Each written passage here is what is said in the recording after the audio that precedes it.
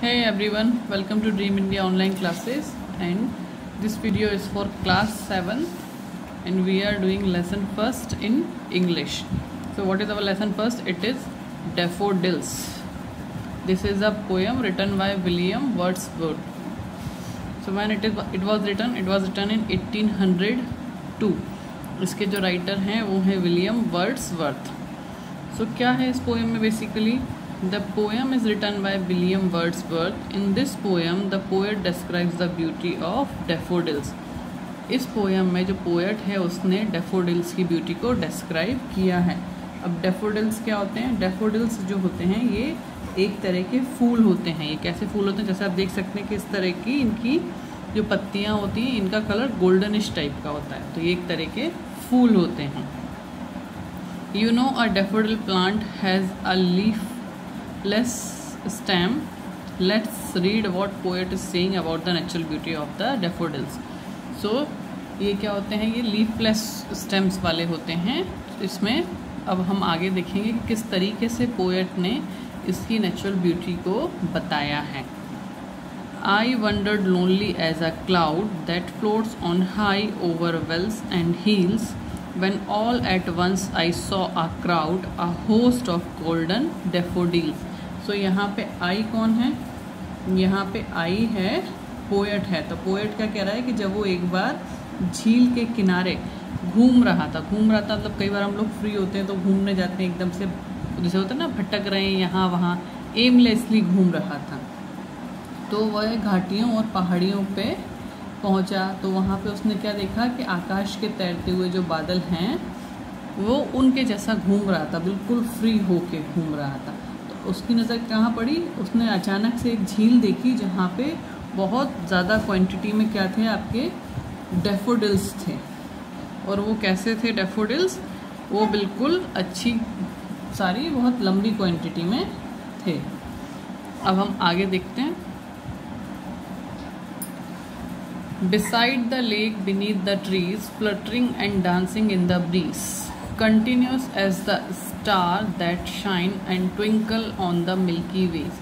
So जो सारे daffodils थे वो कहाँ पे थे? वो एक जो पेड़ था उसके नीचे वो सारे बढ़ रहे थे, मतलब उसके नीचे वो ढेर सारे डैफोडिल्स उग रहे थे. Fluttering and dancing in the breeze, और हवा के साथ में वो सारे झूमते थे, डांस करते थे. जैसे कि तेज़ हवा चलती है तो सारे फ्लावर्स यहाँ वहाँ मूवमेंट करने लगते हैं, उस तरीके से.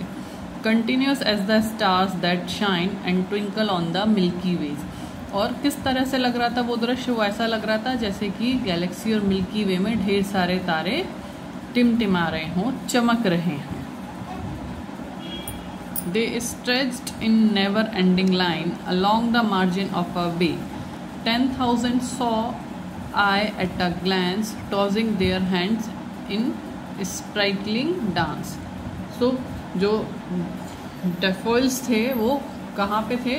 वो जो झील का किनारा था वो वहाँ पे थे, उसके किनारे पे थे. और जो कवि था, पोएट थे, उन्होंने उसको चलते हुए जल्दी जल्दी में देखे तो वो कितने सारे थे? वो कई सारे थे, कई थाउजेंड्स के उसमें थे. और वो किस तरीके से लग रहे थे? जैसे कि वो डांस कर रहे हों, बिल्कुल खुशी से झूम रहे हों.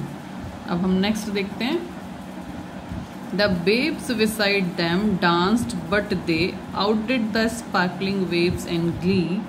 A poet could not but be a gay in such a laughing company. So जो वेव्स थी, वो वेव्स मतलब जो लहरें थी, वो भी डैफोडिल्स के साथ में डांस कर रही थी. पर वो जिस तरह से डांस कर रही थी उस तरह को अगर हम कंपेयर करें डैफोडिल्स के साथ में तो कंपैरिजन नहीं होता है, क्योंकि जिस हिसाब से डैफोडिल्स की सुंदरता दिख रही थी वेव्स उसके सामने कुछ भी नहीं थी. A poet could not but be a gay in such laughing company. और जो कवि था वो इतना खुश हुआ ये सब देख के कि वो अंदाज़ा भी नहीं लगा सक रहा था कि उसको कितना अच्छा एक सुकून मिल रहा है, और इस सब को वो किसी के साथ में कंपेयर भी नहीं कर सकता था. किसी के साथ में कंपेयर नहीं कर सकता था. उसने महसूस भी किया कि ये जो प्रकृति है ये कितनी अच्छी है. वो प्रकृति की आगे कुछ मदद तो नहीं कर सकता, पर उनको देख के खुशी महसूस कर सकता है. Next, I gazed and gazed, but little thought what a wealth the show to me had brought. For oft when on my couch I lie in vacant or in pensive mood. अब यहाँ पे जो poet है वो क्या कहता है कि वो देखता है और देखता है और वो हैरान हो जाता है कि उसके दिमाग में वो कितना एक विशाल खजाना इकट्ठा हो रहा है. खजाना अब यहाँ पे क्या है? खजाना जो खूबसूरती वो देख रहा है, जो मेमोरीज वो इकट्ठी कर रहा है. वो सोचता है कि भविष्य में जब कभी वो अपने सोफे पे लेटेगा अकेले में तो वो अंदाज़ा लगाएगा कि उसने जंगलों में क्या देखा, उसके सामने कितनी अच्छी खूबसूरती थी.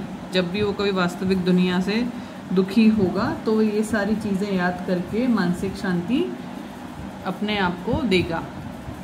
दे flash upon that inward eyes which is a bliss of solitude, and then my heart with pleasure fills and dances with the daffodils. क्या बोलता है कि अब जब वो वास्तविक चीज़ों से परेशान होगा और उसका दिमाग परेशान होगा तब वो ये डॉफडिल्स की यादें याद करके उसको फिर से प्रेरित करेंगी, मोटिवेट करेंगी और वो अपनी नज़रों में एक अच्छी सी इमेज, अच्छी मेमोरी लेके जा रहा है जो उसे बहुत खुशी दे रही हैं, जिसका उसने एक्चुअल में उन चीज़ों का रियलाइजेशन किया है जो उसे वाकई में बहुत खुशी दे रही हैं और उनका कोई कंपैरिजन वर्ल्डली चीज़ों से वो नहीं कर सकता. So this is all about the explanation. अब हम आगे की इसकी एक्सरसाइज और क्वेश्चन आंसर्स करते हैं.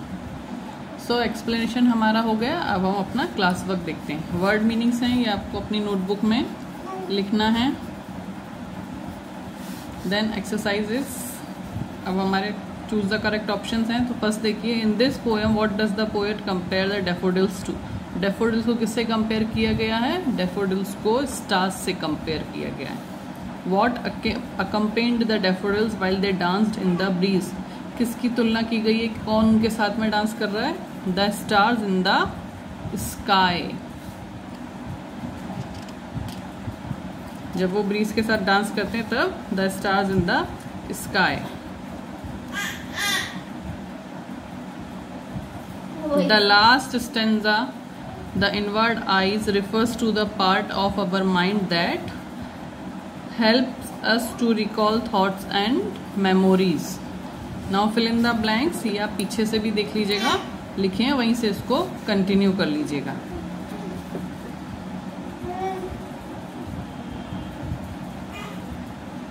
Now true false. Daffodils were dancing in the breeze. Yes, true. The flowers filled the poet's heart with pleasure. Yes, true. There were only a bunch of daffodils. No, thousands of daffodils. The poet hates flowers. False. The poet is describing beauty of rose in this poem. No, daffodils. Now question answers. Question answers. Where were daffodils seen by the poet? Daffodils को poet ने कहाँ देखा था? Daffodils were seen beside the lake and beneath the trees. Second, what did the poet notice one day when he was wandering around? क्या notice किया? He noticed the daffodils dancing with the stars.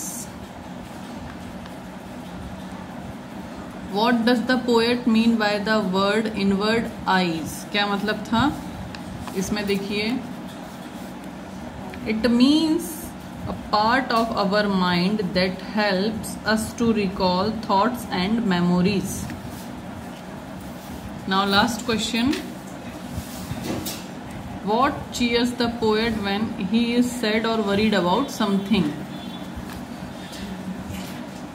What cheers the poet when he is sad or worried about something? इसका answer देखिए, the thoughts and memories.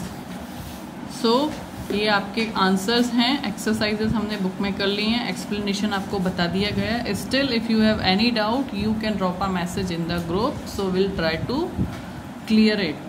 You need to make a notebook that should be neat and clean and your writing should be good in that. Okay, see you soon. Good day.